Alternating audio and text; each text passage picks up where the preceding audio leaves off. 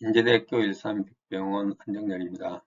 반갑습니다. 제 강의가 오늘 심포지움의 마지막 강의가 될 것 같은데요.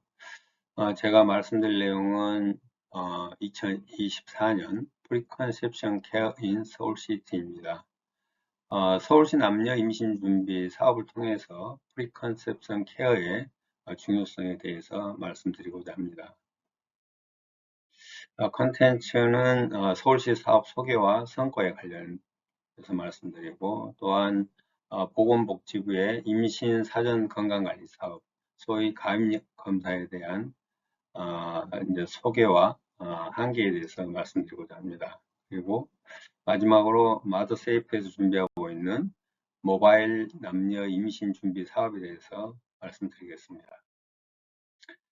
서울시 사업 소개와 성과입니다. 서울시 남녀 임신 준비 사업은 서울 시민으로서 건강한 이세를 꿈꾸는 가입 남녀들에게 건강한 임신에 장애가 되는 위험 요인들을 평가해서 제거할 수 있는 중재를 제공하는 프로그램입니다. 아시는 것처럼 서울시 가입 남녀의 임신 출산 환경은 매우 악화되어 있어서 전국적으로 학교 출산율이 물론 0점대로 0.78에 이르지만 서울시의 경우는 0.5명대에 이르고 있습니다. 실제 서울시 평균 출산 연령을 보면은 거의 35세 육박한 그런 현실에 있고요. 이런 이제 뭐 저출산 환경 그리고 고령에 더불어서 여러 가지 임신부들에게 위험력이 있는데요. 이제 크게는 이제 비헤이버럴, 소셜 그리고 바이오메디칼 리스크가 있습니다. 이제 비헤이버럴 리스크에는 체중 관리를 위한 운동이라든가 금주 금연 같은 게 포함이 되겠고요. 소셜과 관련해서는 이제 직장 문제라든가 경제적인 문제들 이런 부분들이 포함되겠습니다. 그리고 바이오메디칼에는 질병력으로서 뭐 고혈압, 당뇨 그리고 상과력으로서 유산이라든가 출산력 등이 포함되겠습니다. 실제로 이제 그 임신을 준비하는 것은 국제적으로도 그렇지만 우리나라도 비계획 임신이 적지 않습니다. 거의 한 50%가 비계획 임신이고요. 이렇게 이제 계획되지 않은 임신인 경우에 알코올, 흡연, 방사선, 약물 같은 그런 유해 물질에 두세 배 정도 많이 노출되는 것으로 파악되고 있습니다. 실제 임신을 준비하는 이제 여성들 같은 경우에 이제 만성질환이 약 15%, 남성들 경우에도 한 5% 정도가 있고요. 이분들은 실제 임신해서 예를 들면 루푸스 같은 경우에 뭐 자연유산이나 조산, 저체중아, 임신 중독증의 리스크가 증가한 걸로 되어 있습니다. 따라서 이분들은 물론 질병 자체나 사용하는 약물 때문에도 리스크가 있지만은 이런 것 때문에 사실 임신을 두려워하고 임신을 늦추는 경향들이 있습니다. 또한 준비된 임신은 이제 태아 기형 발생 물질로 예를 들면 이소트리티노인 같은 기형 물질의 노출을 예방할 수 있습니다. 이 사진은 이소트리티노인에 노출된 후 이제 귀에 이상이 생겼던 경우이고 실제 이런 기형도 중요하지만 더 중요한 문제는 이소트리티노인에 노출되고 약 80% 이상이 임신 중절을 한다는 사실이 되겠습니다. 또한 이 서울시 사업에서 중요한 부분은 실제 참여하신 분들이 이제 워낙 고령이다 보니까 난임을 조기 진단하고 조기 치료하는 게 중요한데요. 실제 저희 데이터 보면 약 20%가 난임으로 파악되고 관련된 위험 요인으로는 이제 고령이라든가 또는 비만이라든가 그리고 인공 임신 중절, 기왕력 등이 중요하게 난임과 관련된다 할 수 있겠습니다. 서울시 남녀 임신 준비 사업의 중요성에 관련해서 중국의 경험을 보고 좀 파악을 해보면요. 중국에서는 이제 전국적인 이런 프리컨셉션 케어를 위해서 2010년부터 2012년까지 18개의 농촌 지역에서 시작해서 2013년부터는 농촌과 도시 포함해서 전국적으로 2,800개 카운티에서 시행한 것도 있습니다. 여기에 포함되는 이제 주요 내용들 보면은 서울시와 마찬가지로 엽산 복용이라든가 빈혈 관리, 과체중 관리, 감염 관리, 만성질병 관리, 그리고 음주 흡연 등을 이제 중재하는 그런 내용들이 포함되어 있습니다. 이런 프로그램에 의한 이제 임신 결과를 보면 기형 예방이 약 50% 이상 감소했고 조산이나 저체중 예방도 60, 70% 감소하는 것으로 나타나고 있습니다. 그러면 이제 서울시 남녀 임신 준비 지원 사업은 어떻게 하고 있는지. 우선 참여자가 서울시 임신출산정보센터에 접속하고 이 프로그램에 참여한다는 동의서를 제출하고 임신 위험요인 평가 설문을 작성합니다. 그리고 거주지 보건소를 방문해서 보건소 방문했을 때 엽산제를 제공받고 혈액검사로 뭐 AMH 같은 난소기능 검사, 그리고 남성들은 정액검사를 받게 됩니다. 그리고 설문과 검사 결과를 바탕으로 결과를 상담해주고 이제 고위험군 같은 경우는 전문기관으로 연계를 하고 있습니다. 예를 들면 뭐 고혈압이나 당뇨 같은 경우에 약물을 사용한다 그러면 마더스앱 전문상담센터에 연계를 하고요. 또는 난임이 의심되는 경우는 난임센터에 연계를 하고 있습니다. 서울시 사업은 2017년부터 시작이 됐는데요. 2017년, 2018년에는 4개의 지자체에서 시범 사업을 했고 2019년에는 12개의 지자체로 확대를 합니다. 이때 행안부에서 우수 사업으로 최우수상을 받게 됐고요.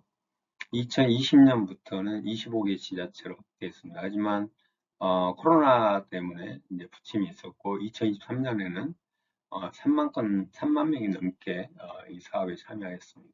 그리고 2024년에는 3만 5천 명 참여를 목표로 하고 있습니다.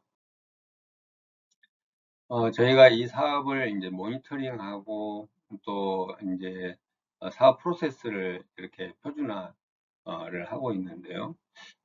저희가 이 사업 컨텐츠가 되는 위험요인 평가라든가 위험요인 관련된 설명 그리고 전체 프로세스 매뉴얼을 계속 업데이트를 하는 상황이 있고요. 또한 이 잔디 플랫폼을 이용해서 지자체의 담당자라든가 또는 참여자들의 이제 질의에 대해서 응답을 하고 모니터링을 하고 있습니다. 또한 자치구 담당자들에 대해서 실무 교육과 또한 저희 약물상담 전문과정을 통해서 서티피케이션도 제공을 하고 있습니다.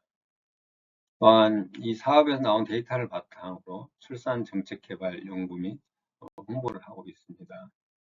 예를 들면은 이제 폴릭 애시드, 엽산은 그 자체도 굉장히 중요하지만은 임신을 준비하는 여성들이나 남성들의 어떤 그 임신 어떤 행동이라든가 인식 이제 그런 부분에서 중요한 지표가 될 수 있겠습니다.